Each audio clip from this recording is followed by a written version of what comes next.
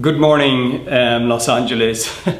This is Paul Tighe here, speaking to you from the Pontifical Council in Rome. We're recording this message on Friday, the 7th of August.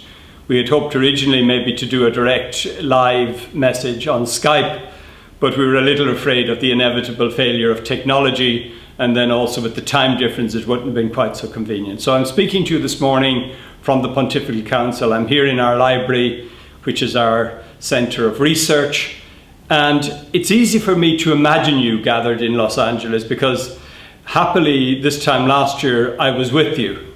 I was present at that great meeting of the C3 Technology Conference, and I have some very, very happy memories of my time there in Los Angeles.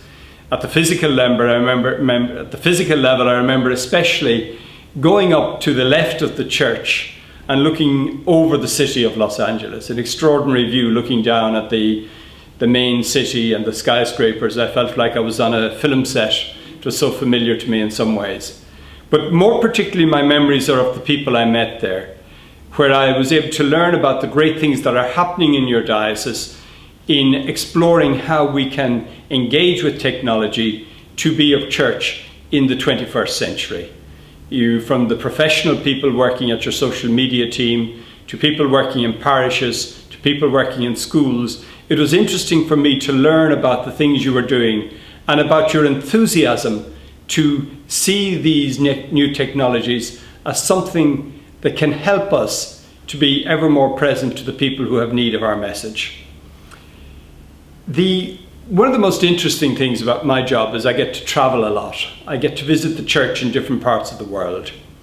And one of the things that for me has been a learning experience is how different the church is in different parts of the world.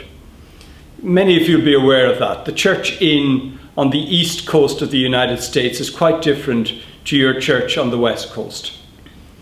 Within the Americas, the church in North America and the church in South America quite different in its ways of being. And then there's the difference between the church in the Americas and the church in Africa, Asia and Europe. It's always the one church. The Catholic Church is one. We're united. We are a communion. And yet our way of being is very different in different places of the world. Because in different parts of the world, we have to confront different cultural contexts. Now that sounds heavy, different cultural context, but it means we speak different languages in different parts of the world. We have different customs and different ways of expressing ourselves in different parts of the world. In some parts of the world, the church is very powerful. It's the church of the majority. In other parts of the world, it's the church of a small and often threatened minority. In some parts of the church may have a glorious history, have a huge cultural patrimony. In other parts of the world, it's quite a poor church. But it's always the church. And we have to learn to make the church present in different cultural contexts. And that's one of the images that we use very often when we want to talk about the church and the digital world. The digital world has its own cultural context. It's a very particular world. Sometimes in the papal messages, they speak about the digital world as a new continent. And just as the church had to learn new languages, had to learn new ways of evangelization when it went to different continents, now we have to think again about how we're going to be present in a different continent in the digital world.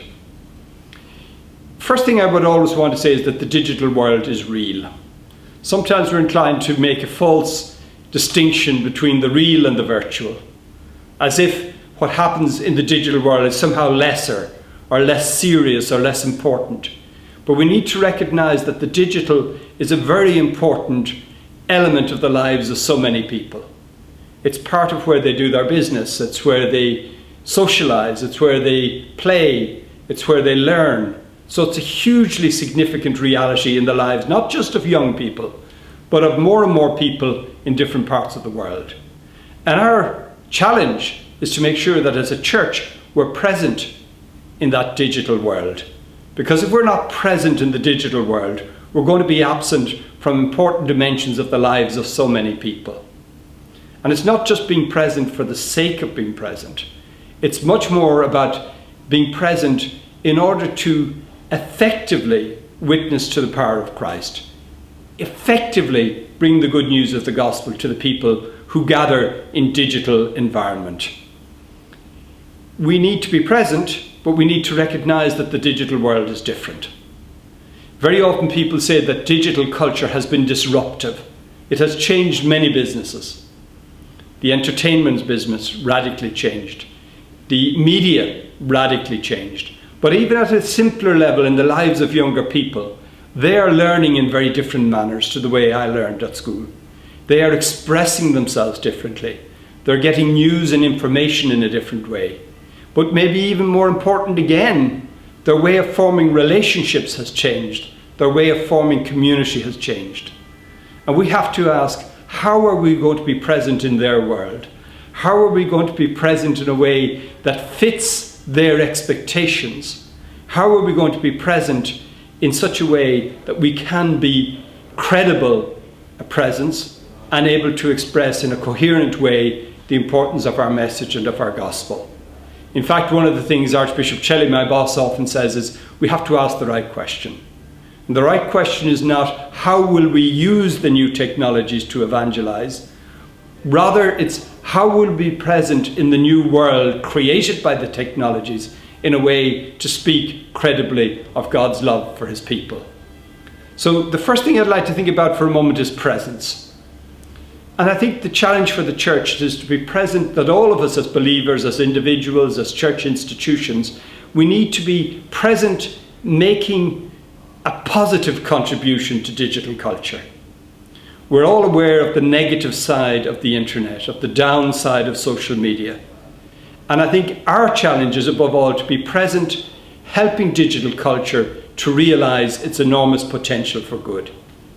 We know about the trolling, we know about the attacks on human dignity, we know on the people who want to spread hatred, we know on the people who want to debase the goodness of human sexuality.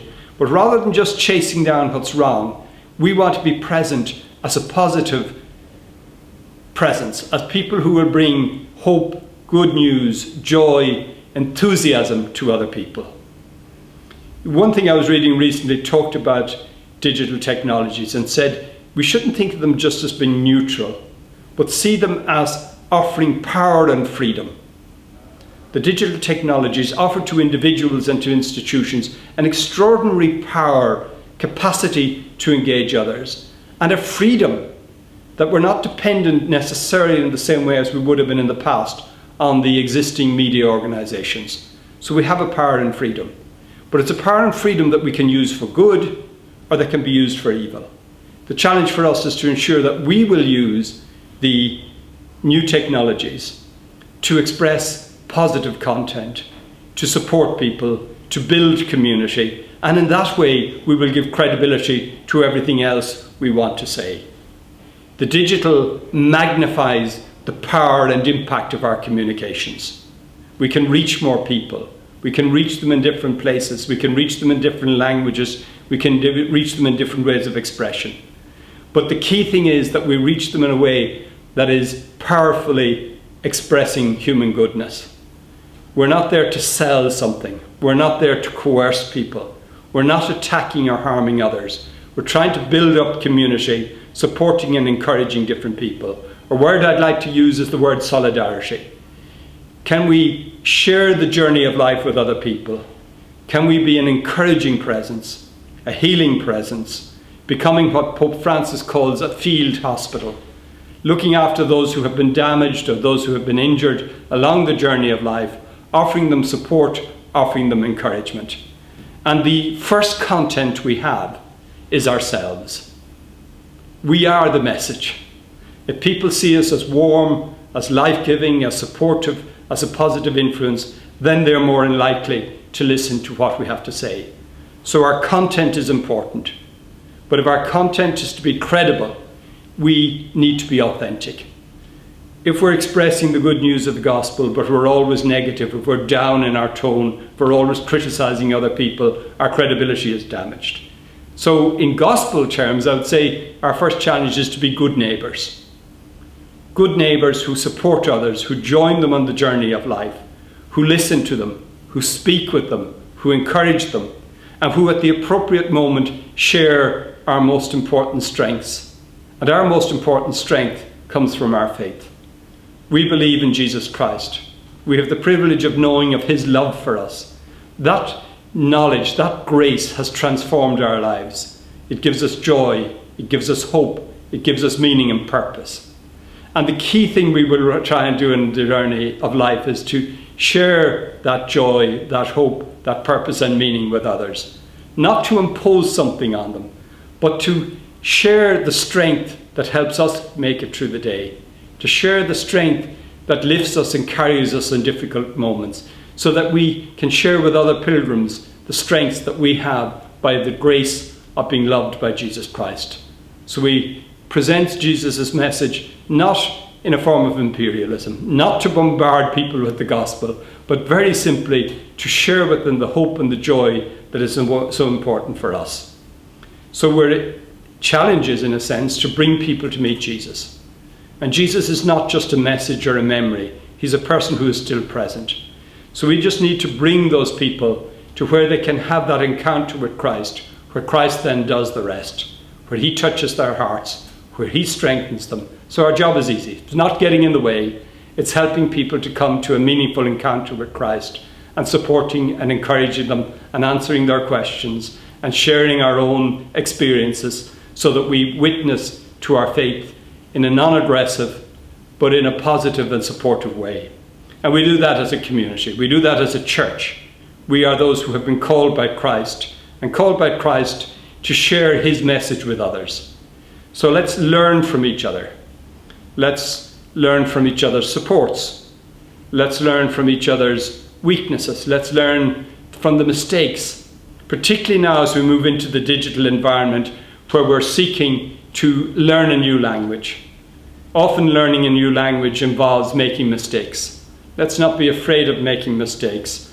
Let's, in particular, try and learn from each other. One of the great things about digital technology is it allows us to share content. So let's learn who's doing things well in different places and let's share that content with each other. We don't all have to be brilliant at Twitter. We don't all have to have mastery of Facebook. We can't all take great photographs. The key thing we can do maybe at times is just to identify and know good content and share that content with enthusiasm. So let's work together. So during your days together, I'd like to encourage you to talk to each other, learn from each other, share your own experiences of working with social media. Don't be embarrassed about mistakes you've made. You might save somebody else from the problem of going down the same line. Tell about the things that have worked for you and be supportive and encouraging of one another. I'm very pleased that your next speaker is somebody I know very well, Lisa Hendy. You're very lucky that Lisa will be with you and she'll be able to help you to understand even better this new digital culture. Lisa is one of the first people, or in my experience, one of the first people I was aware of who helped the church to find its way onto the digital continent. Lisa has a gift and an ability to start conversations that draw in different kinds of people.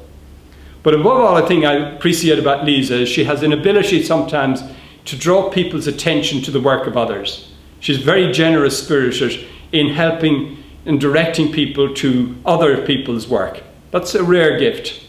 I've been a beneficiary of that. I've very often done some little bit of work or recorded something and suddenly I see that Lisa is recommending it to people and you can see the numbers growing. I'm not saying it's going to change the world, certainly not my content, but it's the spirit that Lisa has of encouraging one another to learn from each other so that as a church community we can ensure that the love of Jesus Christ for different people is made known to them in this world. So I wish you all the best. Greetings from Rome and enjoy your days together. Thank you.